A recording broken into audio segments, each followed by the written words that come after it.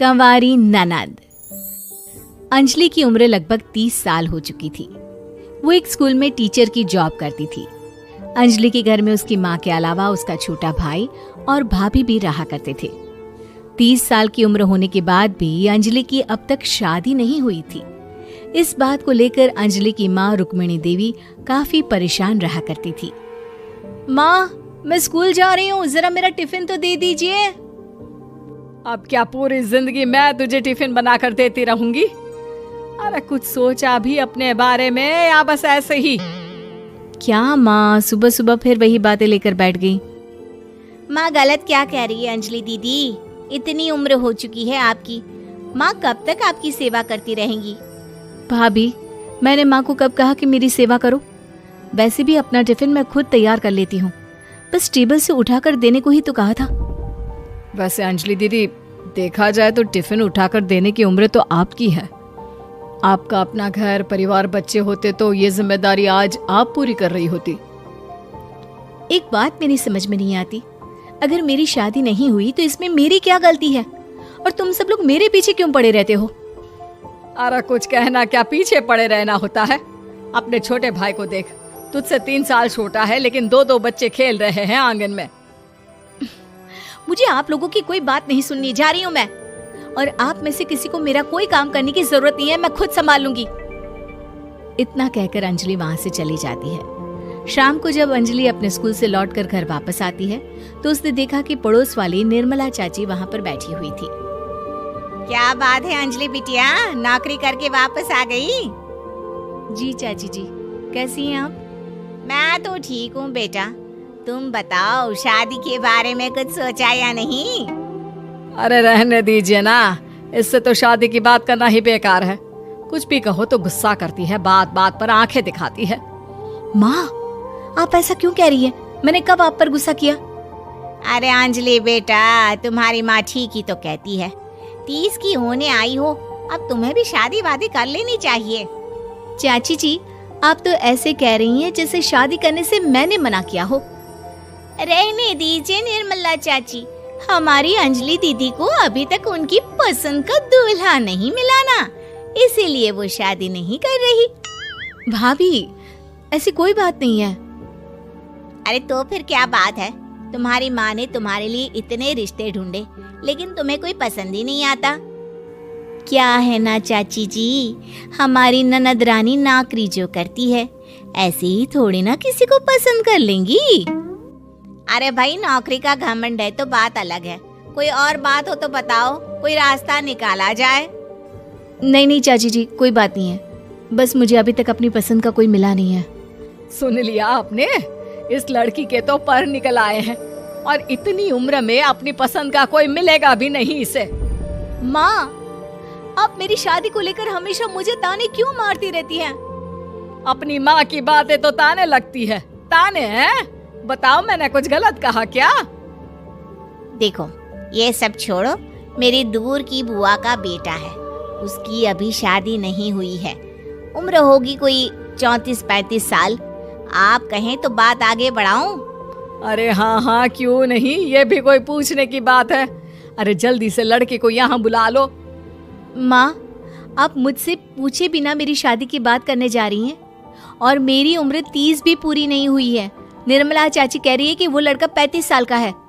अंजलि दीदी, आपको क्या लगता है इस उम्र में कोई फिल्म का हीरो आएगा आपके लिए?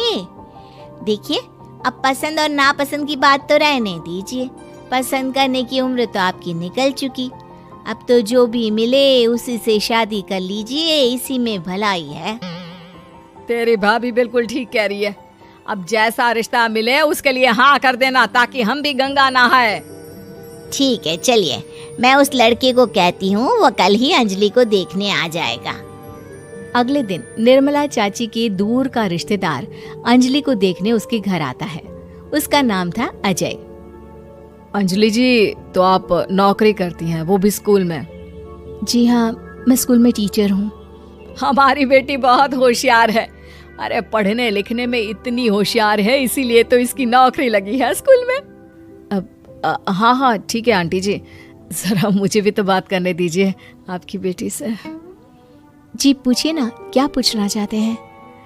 अंजलि मैडम, ये तो बताइए कि आपने अभी तक शादी क्यों नहीं की? बस ऐसे ही, कहीं कोई रिश्ता पसंद नहीं आया इसलिए। लेकिन क्या मैं आपसे पूछ सकती हूँ कि आपने शादी क्यों नहीं की? अंजलि, क्या कर रही हो तुम? लड़कियों को इस तरह की बातें नहीं शोभा देती। रहने दीजिए आंटी जी, आपकी बेटी काफी पढ़ी लिखी है, मैं उनके सवाल का जवाब दे ही देता हूँ। वो क्या है ना, मुझे भी अभी तक अपनी पसंद की कोई लड़की नहीं मिली। अच्छा, कोई बात नहीं। वैसे आपकी तनख्वाह कितनी है? कितना कमा लेती है महीने का? जी यही कोई 25,000 महीने। बस 25,000? इतने से क्या होता है? इतने से तो आजकल घर भी नहीं चलता। आपके कहने का क्या मतलब है? अरे मैं तो ये सोच कर आया था कि नौकरी वाली लड़की है, आराम से 40,000 कमाती होगी। माफ कीजिएगा, आपका और मेरा रिश्ता नहीं हो सकता। जी कोई बात नहीं, मुझे भी आपके साथ शादी करने में कोई इंटरेस्ट नहीं है। अंजलि, किस तरह की बात कर रही हो? घर आए रिश्ते को ठुकरा रही हो तुम। दीदी, अब इस उम्र में आपको इतनी अकड़ नहीं दिखानी चाहिए। अच्छा खासा रिश्ता हाथ से निकल गया, कहीं ऐसा ना हो कि जिंदगी भर कुंवारी ही रह जाओ आप। कुछ दिन और ऐसे ही निकल जाते हैं और अंजलि की शादी कभी नहीं होती। अंजलि के परिवार वाले बिंदास उसे ताने मारते रहते हैं, लेकिन अंजलि एक बड़ी नौकरी की तैयारी करती है और उसमें सिलेक्ट होने के बाद अंजलि को एक बहुत बड़ी नौकरी मिल जाती है। अब तो दीदी के नखरे और भी ज्यादा बढ़ जाएंगे भाई। अब तो इतनी बड़ी नौकरी जो लगी है, अब इनकी शादी होने से रही। माँ, मुझे नौकरी के लिए दूसरे शहर जाना पड़ेगा। आप जानती हैं ये बहुत बड़ी जॉब है और इसमें पैसे भी बहुत ज्यादा मिलेंगे। अच्छा, कितने पैसे मिलेंगे बेटा? माँ, मुझे हर महीने 90,000 सैलरी मिलेगी। क्या? अरे वाह वाह, ये तो बहुत अच्छी बात है। लेकिन फायदा क्या? कितने भी पैसे मिले, शादी तो हुई नहीं ना तुम्हारी। अंजलि नौकरी करने के लिए दूसरे शहर में चली जाती है और जब कुछ महीनों के बाद वो वापस घर आती है तो उसे अपने पति के साथ देखकर उसके घर वाले हैरान रह जाते हैं। अरे अंजलि, तूने शादी कर ली और हमें बताया तक नहीं। और दामाद जी करते क्या है? इतनी बड़ी कार है उनकी।